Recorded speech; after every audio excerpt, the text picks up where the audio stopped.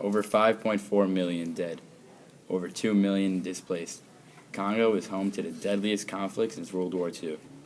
The victims range from ages 1 to 90. The East Congo War is also known as the Hidden War against women. During Congo's two wars, independent armed groups took control of eastern Congo and continue to hold power in the area today. The systematic sexual violence is so prevalent that the Democratic Republic of Congo is rapidly becoming known as the rape capital of the world.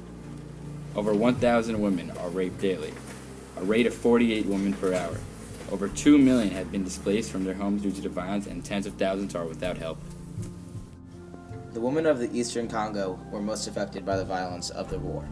Honorata has been a victim of the tragedy that has been unfolding in the eastern Congo for more than 10 years, and yet Honorata today can see the future.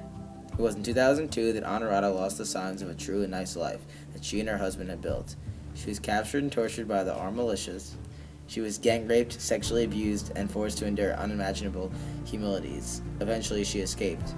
With nowhere to go, no food, nothing but the torn clothes she wore, Honorata walked over 150 miles to a village that had become a haven for people fleeing the war. There she found her 5 children who had survived by the kindness of strangers. Reunited, she began to rebuild their life. But just as she tried, the war came to her doorstep again, and she again was raped, beaten, and sexually abused. She was left again, crushed but determined to recover and rebuild. Relating the horrors of what she experienced was the first step to her healing. Until joining Women for Women International, Honorata had never shared her story and silently endured the trauma. It is one thing to have been through what I have been through. To have no one acknowledge it enhances that pain threefold, she said. Your willingness to recognize my humanity has given voice to my distress and meaning to my pain. Honorata joined Women for Women International once she realized she was in a safe place, both physically and emotionally. She began to rekindle her dreams. I'm not a director of a school. I'd like to be someone of importance, someone of value again.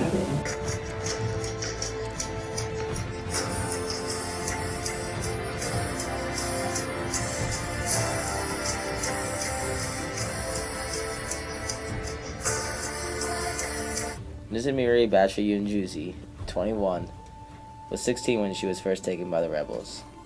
She said, I now have 3 children born through rape, and I'm HIV positive as a result of what they did to me. Her husband had completely rejected her. Madame, 70, said, since they raped me, nowhere in my body feels right. I have problems with my womb, back, and stomach.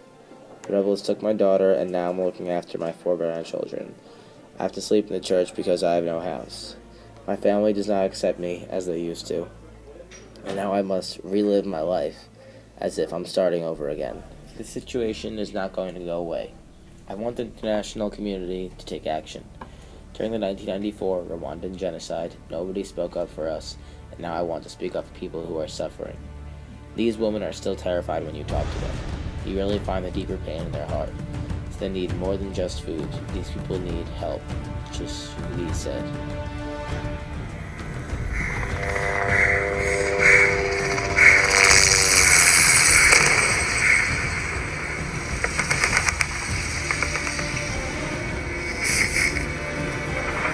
The survivors struggled with many different legal, medical, and livelihood problems. 27-year-old Nyota was gang raped by 4 militiamen in Uvira. Her parents and husband were killed. She fled to Goma, losing everything. Nyota also contracted HIV/AIDS and is in the terminal stages of the illness, which is too weak for living. Although she must endure this, she finds a way to push through it all and succeed to her best ability. If one manages to survive such unimaginable circumstances like that of the East Congo, the person he or she was before the tragedy would likely have perished in the struggle. One may be fortunate enough to live, but can no longer live as oneself.